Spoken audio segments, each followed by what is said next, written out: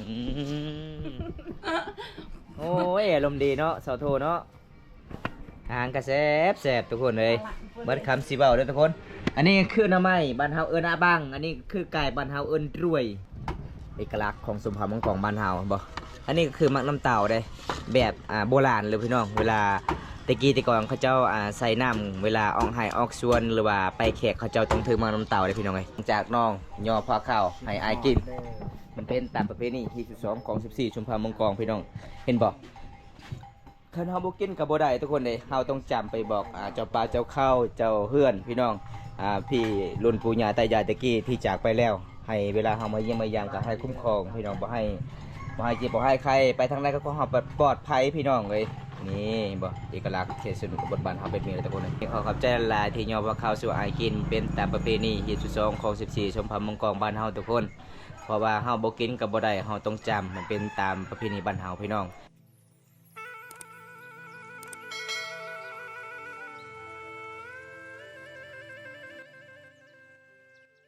โดยสวัสดีปลา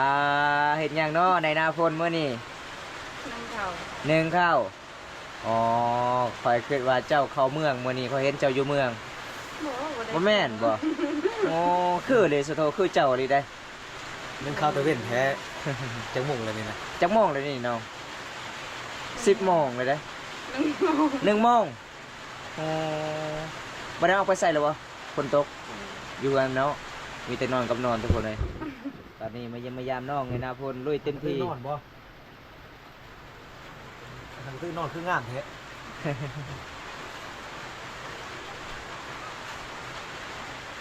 ไล่หูดแล้วบ่เข้าหายนะ นั่น ยังบ่ทันได้หูดเป็นหยังคือบ่หูด คนตก ฝนตกพูดบ่ได้บ่โอ้ถ้ามื้อใดแดดก่อนเนาะพอดีเข้าอยู่ให้เบิดเลย อาจจะพูดนำได้บ่ได้บ่ไอ้สิไปพูดนำมือหนึ่ง2 เป้าไอ้เอาเขาให้เข้าหรือว่าไปพูดเข้าแถวนี้นะพูดนะ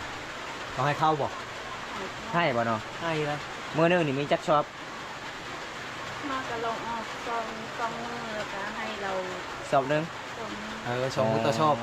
แต่ว่าคอยจะได้มือหนึ่งชงข่อย มื้อหน้าพาค่อยไปฮูดซอยเด้อค่อย3มื้อสอบหนึงค่อยน่ะ ถ้าบ่ได้เข้าก็เอาอีหยังก็ได้ให้ค่อยน่ะยังงูอารมณ์ดีตลอดเลย นี่ทุกคน ใส่ข้อใส่ข้อ หลัก มือนี้เห็น เขตชนบทเห็นบ่มีแต่หน่อไม้พี่น้องช่วงนี้ อัน ส่วนหลายมีแต่หน่อไม้ทุกคนเจ้ากะเฮ็ด ว่าวชื่อให้เจ้าบ่ได้ชื่อให้ ไม่ แม่ชื่อให้ ฝนตกตลอดเลยพี่น้องเห็นบ่น่าสิกลับบ่ได้หลังวันนี้ กลับมาได้ไหม โบราณคนใดโบราณแล้วจะบอกไปหาไปหาลองเชี่ยคุณ แต่ยังมันตัวอากาศไม่มีอะไรใกล้เลย มันต้องให้ตัวกะมันเนี่ยปึ๊บ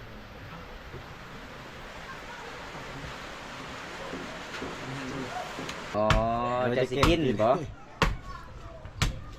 แกงกินก็ได้เนาะเคยกินบ่ เรานั่งมันกระ จะมั จาก จะมักมะพร้าวห้าวเนาะมะพร้าวห้าวแห้งเกแห้งมัน มัก เขา มักเบาเท่าเด้เพิ่นก็เลยเอามะพร้าวแบบแก่ ชมเรามักมะพร้าวห้าวเนาะ ๆแม่ กินก็กินมะพร้าวห้าวอีก นั่งมาเลยได้หมด จะเฮ็ดหยังสาวโตฮะเฮ็ดหยังอันนี้นะ ไม่งั้นเราสิ ฮะสิตำแจ่วบ่วิธีตำแจ่วโอ้น้องต้องเสียบใส่พี่น้องเอ้ยเอาไม้น้อยๆบ่ บุพริกควันมันนะ สูตรแบบโบราณเนาะเวลาตำแจ่วก็คือต้องเผาต้องจีทุกคน คือบุพริกควันมัน ไอ้ยัว อย่ามันเวลาเผามันก็ไหม้เนาะอันนี้เนาะ ทำไปเลยบ่ ตำไปเลยโอ้นี่ทุกคนสูตรสาวลาวสาวโทคนสวยสาวลาวโมบานแกงอัลล่อง ทำกินกันยังไง จึงกินอาหารหยังกินกับหยังนะไหมอ๋อขาดบ่ได้อาบักเนาะ น้ำไม้ทุกคนขาดบ่ได้เลยอาหารหลักบ้านเฮาช่วงนี้ก็ฮอดแล้วดูน้ำไม้ลายพี่น้องใกล้สิฮอดพูดเข้าให้ทุกคนเลย เป็นไรกินแซ่บบ่ มัน ส่วนลายน้องมักตำแจ่วนี่น้องใส่จักหน่วย ได้อยู่ จังหน่วย มันชาวหน่วย สาวหน่วยอ๋อคัน10หน่วยเด้เป็นยังไงบ่แซ่บ บ่ลาย บ่หลายเนาะจะได้สาวหน่วยเนาะเอาใส่สาวหน่วย อ้าวจะโดนที่ไหนเอ้ยเรามันคุก โอ้ยภาษาทุกคนเลยทำบังคุ ต้องเข้าใจตรงกันเลยทุกคนเลยไม่ยังแค่นอมกันนี่คือมันเป็นแบบนี้น้องลูกบ่ได้บ่ เนี่ยนี่ ปิดหน้ามาพี่ปิดหน้าไปคุณเออ ไปเติมมัน อีกสาวโทลมณ์นี่ตลอดเลยสาวโทนี่บ่ได้แล้วหนักงามเนาะท่านั่งจะเนาะแบบนี้แหละคันถ้าคอยมีเมียมือหน้าให้นั่งแบบนี้แหละ อ้าวมีลายสูตรเลยบัดนี้ท่านั่งเอาทุกคนเลยมื้อนี้มาเยี่ยมมายามสาวโทคือเก่าในหน้าฝนลุยเต็มที่เพื่อ FC ได้รับชมครับบ่ได้ลุยกะบ่มีคลิปเพื่อ FC ได้รับชมคลิปแต่ละคลิปสาวลาววิถีชีวิตสาวลาวหมู่บ้านแกงอลองทุกคนเลยมื้อนี้โอ้ยไปคือบ่รอดถามเสทุกคนเลยกลับไปกลับมา100,000กีบมื้อนี้ ไม่เนี่ยกับเตียนนะตีมันเป็นแหลกริกนะผมเป็นเตียน บ่ได้แซ่บบ่แซ่บเนาะ ใช้ตาก็ได้บอก สายตาบ่ได้ถ้าสายตานี่บ่มีผัวเลยแหละช่วงนี้ใกล้สิฮอดหน้าหนาวเด้สาวเพิ่นว่าตอนนี้ต้องการแฟน ใกล้เขาใช้ได้แถวบ้านคอยใกล้มันเจ็บตาเขาฮักมาเพชรใช่เขาว่าดี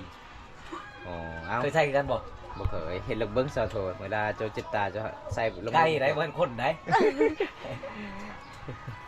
สาวโทษเจ้าตอนนี้ใกล้สิฮอดหน้าหนาวเจ้าต้องการคู่คือกันบ่อ๋อค่อยคิดว่ามีแต่สาวเพิ่นกับสาวเวกอยากได้คู่เจ้าก็อยากได้คือกันเนาะ เด็กได้คือกันแต่ว่าบ่มีมัน อีกยังประมาณ10มื้อก็ฮอดหน้าหนาวเลยเด้ เพราะว่าฝนก็ใกล้สิเช้าตกล่ะ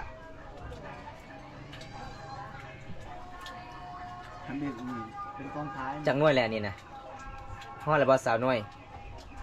บ่ฮอดไปยัง บ่ฮอดก็ยาอ๋อคันสาวหน่วยเต็มเลย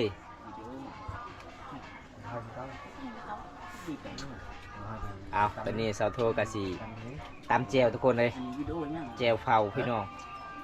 แซ่บหลายเลยบ้านเฮากะบ่มีผักบ่มีหยังใส่แต่เกลือเบิ่งนัวกินได้บ่มีปลาแดกก็กินได้ทุกคน ทำแล้ว ส่วนหลายบ้านเฮากะบ่ได้ใส่น้ำปลาป่าเด้ใส่แต่เกลือกับเปงนัวพี่น้อง ตาเห็นตารักกันยังไม่เต็ม มีทำแล้วมีโปรโมชั่น เอาแล้วเนาะวันนี้เนาะ โล่ตัวนี้นะ เดมสี เข้าแล้วตัวนี้ทำแล้วนะ เอา ช้าๆตัวนี้นะ โอ้ยพี่น้องเอ้ย ช้า วิถีชีวิตสาวลาวหมู่บ้านนี่ ธรรมดา คันได้พวกก็ต้องแบบนี้เลยทุกคนเลยขยันหลายได้ยอมรับว่าขยันหลายเมื่อนี้น้องกะนึ่งข่าวเป่าไฟไปพร้อมเผามักเป็ดไปพร้อมวิถีชีวิตแบบบานๆทุกคนเลยใกล้สิสุกหรือบ่เขาเจ้าน้องไม่ย่างกันนะคือหลายลิมมันน้ำเต่านะคือบ่ได้ขาย โอ้บ่ได้ขาย เขาเจ้าบ่ซื้อบ่เอาหลักไว้เนาะนี่เนาะมันเป็นประเพณีบ้านเฮา เต้าเราขึ้นเลิกได้ขอถามเราเขาก่อนเพราะมันเต้าจะถงเลยว่าเราขึ้นเลิกเลย มังน้ำเตาเขาใส่น้ำกินเนาะมันแซ่บหลายเวลายามเดือน4เดือน5ทุกคนได้นาแรงอ้าวมื้อนี้เป็นลังเบิงสาวโทกับสิตำเจียวอีก จะมุกไฟเขาเลยบอก อืม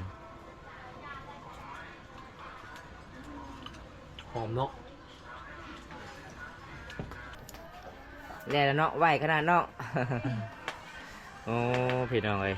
นี่เพิ่นตันแจวเห็นบ่ ตามก้อนอย่างแค่พักก็ตามที่เลยบ่ อันนี้ต้องพูดปะใครนี่เปล่า มีอย่างก็ชื่อนะ ตัวลูก ตุลุ ซื้อน้องเจ้าตะลุโอ้ซื้อเอื้อเดี๋ยวอับลุ ชื่ออายกับลูก อายอับลุโอ้อายเจ้าบ่ อายน้องเขา ฮะอายน้องๆยัง ตะลุมาอาย น้องของน้องเจ้าอ๋อ คือเป็นผู้หญิงหัน อับลุตะลุแต่ ซื้อตามสุดก็คือมีแต่เจ้าหน้าต่างเนาะชาวโทเนาะโอ้ชาวโทคันสิแปลภาษาบ้านเฮาก็คือโทบอมเลย หักกระติดกันกับเลยค่ะ รัมโบโอ้รัมโบก็มี นักแสดงหนังคนสหรัฐอเมริกาอ้าวคักอะดีเนาะไม่ยังอายเห็นอีหยังก็งามแล้วแต่อายเห็นตอนนี้กำลังสิรุดเลยได้เจ้าจับนะฉากเจ้าจับหันกำลังสิรุด เรา แล้ว เยี่ยมเข้าไปไหนกูอย่าไปเยี่ยมไว้สิรุ่นเราเยี่ยมเลย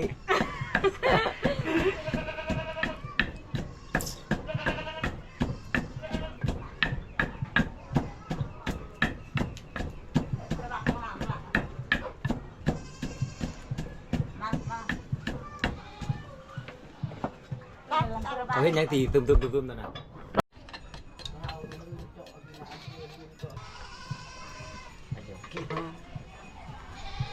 อ๋อ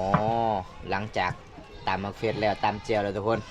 เฮ็ด น้องก็สิสวยข่าวเห็นบ่โอ้ยวิถีชีวิตสาวลาวหมู่บ้านนี้ทุกคนบ่แม่นธรรมดาเด้อทุกคนเลยสาวโทคนสวยอื โอ้ ม ได้ใช้กระเป๋าห้องตัวนี้เนาะ เขาย่างนี่น้องเข้าให้บ่ บ่มี เขาหน้า เขา ซื้อเอาเนาะ เอาเนี่ยเม็ดขาวประหลาดต้องมันเข้าซื้อแหละ ตามเบิ่งเขาเจ้านี่น่าจะเป็นมันสำปะหลังเขาเจ้าเฮ็ดนี่นะ น้ำมันนี่เข้าก็ได้บ่ ได้โอ้บ่ได้ฮ้อนเนาะจับไปเลยทุกคนเลย ใช้ทิปเจ้าวันนี้ หลังจากสวยแล้วก็ปวดก็ต้องไว้จุดนั้นพี่น้องเอ้ยตอนเช้าพอได้สวยหนึ่งข่าวนะเจ้าบ่ นี่กับมี อ๋อ เวลาอีเมลเป็นช่วยเขา โดย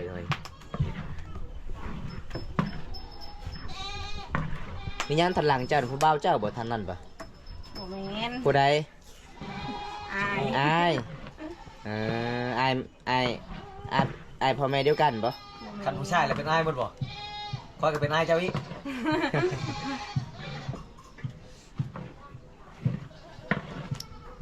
โอ้คอยเบิ้งสาวโทนี่น่าสิบ่ล้างมือสวยเข่ามื้อนี้จะล้างหรือว่ามือนะ โอ้ยเขาก็บ่ได้จับอีหยังมากะจีมาเก็บ ไอลี่บ่น้อง ไอ้ลี่ คอยเห็นเมื่อคืนนี่เจ้าไป ใช้ทิปเจ้า อยากกำลังจับ เมื่อคืนนี่จะไปกันจีรอเด้ บ่ตัวนี้บ่มาเสียเอาให้เอ๊ะทางนั้นเด้ฮะทิปยังนั่นเห็นนะ เอาติ๊กนั่นก็ได้ใส่ติ๊กนั่นโลด เอาให้นี่ยังอยู่หันนี่ป๋าชุดลายได้ปิ้งป๋ามักใช้ติบเข้าได้เนาะ เออ เพื่อนเขาบ่มีปาก มุ้ยป๋า ส่วนลายมีแต่อายมาหาเนาะ ไปเมื่อใดก็เห็นแต่อายมาหาเจ้าคนเลยไปเมื่อนั้นน้องฮานามัยเก่งหลายเด้อพี่น้องยอมรับว่าน้องฮานามัยอุ้ยบอมตาลน้ำบ่ทันอยู่ป่าไปรีบอุ้ยพี่น้องเอ้ยคนน้อยไปไวเลยทุกคน เจอเคยตัวโอ้ยทัน เออ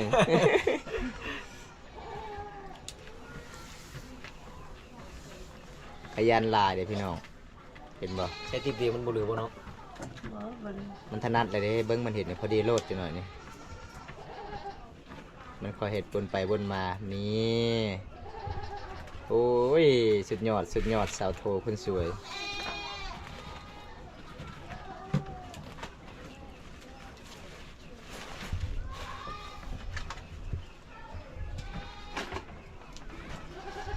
เสียไว้ใช้เอาไว้เอาไว้ เอาระวังไหน บอลไว้ก็อยู่นี่ สำหรับเห็ดตัวนี้ก็คือ กัดได้เนาะ สำหรับเอาไปเครื่องของเนาะเห็ดตัวนี้เนาะอืม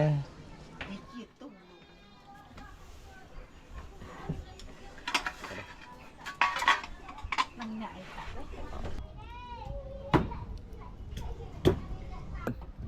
เอกลักษณ์ของสมภารมังกรบ้านเฮาบ่อันนี้ก็คือมักน้ำเต่าได้แบบโบราณเลยพี่น้องเวลาตะกี้แต่ก่อนเขาเจ้าใส่น้ำเวลาออกไห้ออกสวนหรือว่าไปแขกเขาเจ้าต้องถือมักน้ำเต่าได้พี่น้องไงตะกี้แต่ก่อนพี่น้องเห็นบ่อันนี้เขาเจ้าก็เจาะสำหรับใส่น้ำเวลาเฮาออกไห้ออกสวนเฮาก็เป็นน้ำกินนี่แหละทุกคนบ่มันหลายเลยทุกคนเลย5อย่างด้วยทุกคนเลยหมู่บ้านนี้มีแต่เฮือนสาวโทยังมีพี่น้องเลยบ่ อันนี้คือเขาเจ้ากับปลูกมาแต่ไห้แต่สวนฤดูนี้กับฤดูเฮ็ดไห้เฮ็ดสวนมันก็หลายพี่น้องเขาเจะมาปลูกทุกคนเลยโอ้น้องใส่หยังแน่นี่นะใส่หัวสิไข่บ่ประชาบ้านเจ้าเอิ้นมาจังได ตะแวล ตาแวลตาแวลครึ่งแกนมักแตงเนาะ ใช่มะเขือจี้ใช่ไหม ดึงหัวน้องใส่เลย ดู ใส่ลายเสียบลายทุกคนเลยเอาสูตรสาวโททุกคนถ้าผู้ใดอยากกินฝีมือน้องโทคุณงาม โถก มาเด้อจ้า ใช่นี่ เอาสวะจะว่ามักกินหวานๆเด้ กินหวาน เฟิร์นก็เลยจัดให้ ลายก็ลายพูดคือเลือกพูดเลย เอาเพราะว่าเขามักหวานเราก็เขาอีก เออ พักยังนั่นนะ ฟังยังไงนะ ตัวนึงนะ บัตรโตรเนี่ยนะ พักยัง บัตรเงี้ยวอันนี้เด้ เงา บัตรงอ เดี๋ยวนี้ครับเก็บมาเลยครับ เป็นยังนั่นนะ ตามต่อเนาะวันนี้เนาะ ต่อจังหวะยันมันโอเค โอ้มักเผ็ดๆทุกคนเล ใช่ ย มะเขือจี้ สาวลาว ใช่ชมบ่วงเลยไร สาวลาวคือในส่วนแรกเขาจะมักกินเผ็ดได้ โอ้ ถ้าบ่เผ็ดนี่แสดงว่าโอ้ยบ่สะใจกิน เจ็บกระเพาะได เคยเจ็บบ่กระเพาะบ่ จะเคยอยู่ เคยอยู่ แต่ว่ามักเป็ด มักเผ็ดเนาะหวานได้บ่มักปานใด ใส่อะไรเกลือเอา เอาสูตรสาวโททุกคนมื้อนี้2เทื่อเนาะตำบ่เผ็ดเนาะ เตาเมียอยู่ในห้า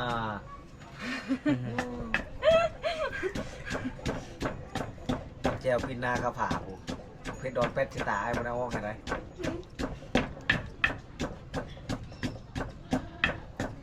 โอ้ขยันหลายเด้อทุกคนในสาวโพนยอมรับเลยว่าขยันหลายพี่น้องมื้อนี้2เทื่อน้องตำบ่เผ็ด ใส่อีกเอา ใส่หมดเลย ตามใจเจ้ารถ สวัสดีมังเฟสใส่เฟสโลดมังเฟสนี่มันเฟสอะไรเด้มังเฟสไฮเลยอ๋อเมื่อลายนะน้องเอานี่ทุกคนเลยเห็นบ่ที่ชีวิตสาวลาวหมู่บ้านแกงอะลอง ใช้พาปีโมเจ้าปี๊บบอกปี๊บเป้านี่ขี้ฝุ่นเข้าขี้เท่าเข้า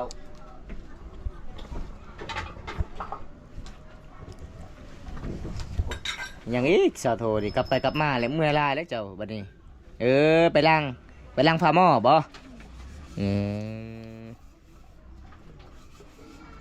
โอ้ยพี่น้องเอ้ยเขียนสนบทแบบนี้ล่ะพี่น้องเวลาแขกมาเยี่ยมมายามระวังได้ตกซานนี่น้องเอ้ย เคยตกอยู่บ่ซานบ่ บ่เคย บ่เคย ชาติหักกระเฮ็ดตอนพร้อมเงินขวดนี่นะแต่เก้ามีบอก บ่มี หากได้ขึ้นครัวใหม่ๆเนาะสุดก่อนก็โอ้มีแต่ไม้เฮียน้องมุงหลังคาทุกคนมามื้อนี้ก็ยินดีน้ำน้องหลายดีใจน้ำน้องหลายเพราะว่าน้องก็มีขึ้นครัวใหม่แล้วคำผู้บ่าวมาแต่บ้านอื่นเจ้าก็ต้อนรับแบบนี้บ่เนาะโอ้คอยเลยคิดว่าเจ้าต้อนรับแต่ทีมงานมาเยี่ยมมายาม คันเวลาแบบนี้นี่ มีหยัง เราไปหาเฮือนเฮากับไปหาพ่อแม่เฮาก็บ่ได้อยู่ อ๋อสมมุติว่าคันเจ้าอยู่เฮือนอยู่ศาลนี่ครับบ่มีผู้บ่าวคนอื่นมักเจ้านี่บ่มีผู้บ่าวไทยมักมีทีมงานมักนี่เจ้าก็เอาบ่ เอา อีหลีบ่น้องโอ้ เอาไว้ เอา เอาบ่กินน้ำมาพี่ไอ้ถามหน่อยเอาไว้ เพิ่นว่าเอาได้เด้อทุกคนเลยเพราะว่าสิเป็นหนุ่มทางใดก็ได้เอาได้เด้อทุกคน แต่น้องก็เฮ็ดกินเป็นหลายเด้แต่น้องใส่มักเผ็ดหลายระวังเลย กระไร เข้าป่าตลอดกินแล้วเข้าป่าแต่ซอโทเคยกินบ่เคยบ่เข้าป่าทุกคนเลยสูตรของเพิ่นมื้อนี้บ่ได้ใส่น้ำเนาะใส่แต่เกลือเป็นนัวมักเผ็ดแล้วก็คั่วไปเลยเอาทุกคนเลยนี่สูตรซาวโทคนงาม บอกกุ้งยังอันนี้ถูกอันนี้กุ้งยังอันนี้คือยังอันนี้นะ หนังมันดำเปียก กุกระเปียย ได้เลยดำเปียก มันก็เป็น มาเป๊บ เบิ้งสาวโถยขยันหลายทุกคนหลังจากนั้นน้องกะนึ่งข้าวตามมักเฟ็ด2เทื่อแล้วก็เฮ็ดกินแน่ตอนนี้น้องก็สิเอาน้ำมาอีกพี่น้องมากินทุกคนโอ้ยจะดีหลายเลยพี่น้องสาวลาวเขตนี้ ทางมาได้ตรงไหนนี่จะถูก เมื่อวานนี่ปะ ไปไปกับไผ่ ไปกับหมู ไปกับชาวไทยบ่ ไปกับ พี่ พี่โอ้ไปกับชาวบ้าน ไปกับเมียเขาเนาะ โอ้ สิ่งที่ขาดบ่ได้ก็คือหน้าใหม่บ้านเฮาทุกคน จะไปก็เมีย เห็น เขา บ่ ชวนเขาแล้วไปก็เมียค่อย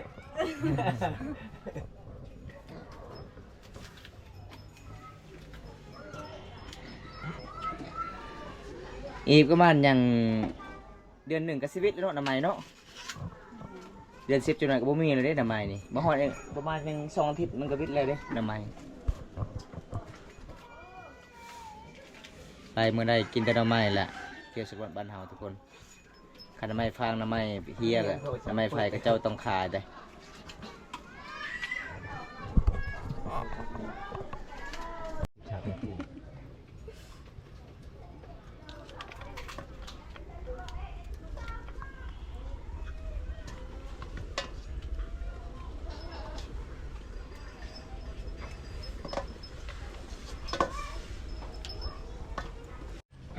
เฮ็ดติดหมอเลยเจ้าบ่ใช้น้ำบัดเฮา มันใส่น้ำเนาะใส่น้ำเนี่ยน้ำมันออกลายกินบ่แสบเนาะสะเทา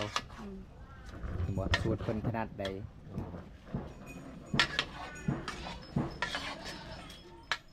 ภาษาบ้านเจ้าเอิ้นไก่ว่าจังได ด้วย มันรวย โอ้มันรวยคันถึกนี่ไตรเนาะ เอาภาษามังกรฟังลักๆเนี่ยบ่เข้าใจเลยทุกคนเลยแต่บอมตาก็เคยไปเข้าใจอยู่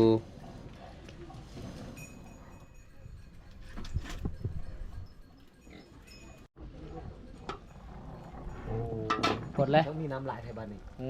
เจ้าบ่ได้ใช้น้ำดิเจ้าว่ะเอ้าคือน้ำลายเจ็บ ไปให้เลยบัด โอ้ยทางนั้น ไก่สุกเลยเนาะ ม่วนทางนั้นก็ม่วน เบิ่ง ทางนั้น ทุกคนเลยอุ้ยพี่น้องเอ้ยน่าแสบไล่เลยพี่น้องคนก็งามเห็นยังก็เก่งเด้อทุกคน ทางนี้ให้เกิดแต่แซ่บยอมกันทุกคนเด้อ โอ้แสดงว่าพื้นน้องนี่มันคุ้มนี่เนาะได้แต่3 ถอนบ่สุดพี่น้องหลังจากนั้นน้องก็นึ่งข้าว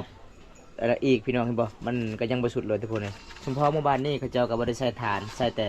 ไม้พี่น้องถอนไม้ทุกคนเลย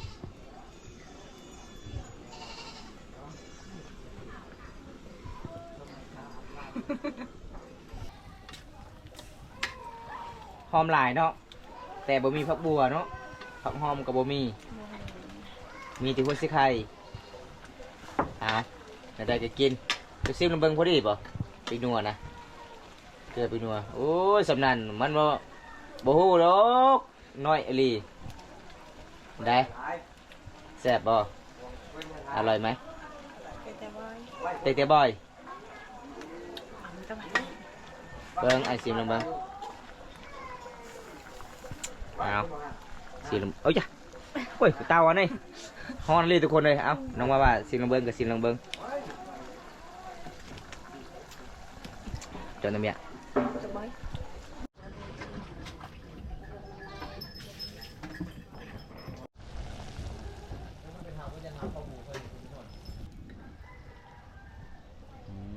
สุกเลยเนาะ แม่น โอ้พี่น้องเว้ยควันไฟตรวจเลยพี่น้องเห็นบ่ โอ้หอมแท้เจ้าว่าเจ้าบ่ได้ใช้อิหยังบ่ได้ใช้ผักบัวคือหอมแท้ หอมนะขนาดใส่แต่หัวไข่เลย อืม ยันน้องใส่ใจน้ำบ่ เรายิ้มใช่เป็นน้ำเรายิ้มใช่แล้ว แม่เบิ่งเลยก็น้ำลายออกเลยทุกคนเลยแสบหลายขนาดยังไม่ทันได้กินเลยหอมคือเจ้าของเลยทุกคน เฮ้ยแม่นได้แม่นได้แม่นได้ดมบ่ พอดี พอแล้ว พอแล้ว พอ พอดีโอ้ยใจดีหลายโพดสาโทนี่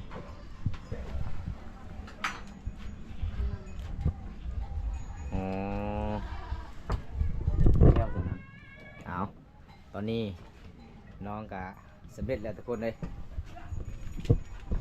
เอาน้องกะซีย่อไปเป็นต่ำประเพณีทุกคนอืมโอ้ยอารมณ์ดีเนาะสาวโทเนาะอาหารกระแซบทุกคนเลยเบิดคำสีเบาเด้อทุกคน อันนี้คือหน้ำไม้บ้านเฮาเอิ้นอาบังอันนี้คือไก่บ้านเฮาเอิ้นรวย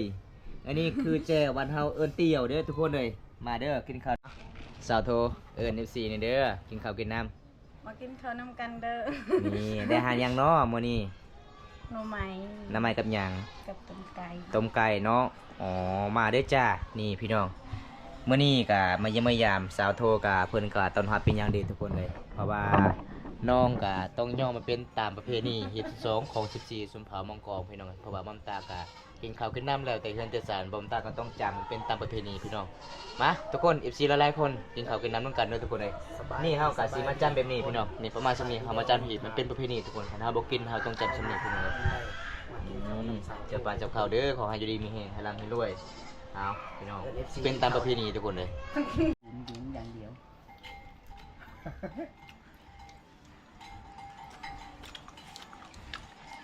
ขึ้นมาชามไปเลยสวัสดีเด้อ แซ่บเนาะแซ่บเนาะจะแกงมื้อนี้เนาะแซ่บหลายเลยโอ้ยนัวหลายเลยทุกคนเลยเบิ่งน้องกินแซ่บหลายเลยพี่น้องขณะนั่งเบิ่งเฉยๆเดี๋ยวพี่น้องบางตาก็ยังอิ่มแล้ว กูบ้าบ่มันเจ้าเนื้อแคนนะเจ้าโทษไปเห็นกระพุกไว้ช่องอันมันกระพุกเบื้องนั้นของมันไว้บ่ ได้อิ่มเลยบ่อิ่มเนาะมื้อนี้แซ่บหลายเบิ่งพี่น้องผู้เดียวน้องกินโอ้ยเกือบเบิดเลยทุกคนเลยเพราะว่าแซ่บหลาย ส ทุกคน บา เลย ย ดีบ่าวใส่สตูดิโอ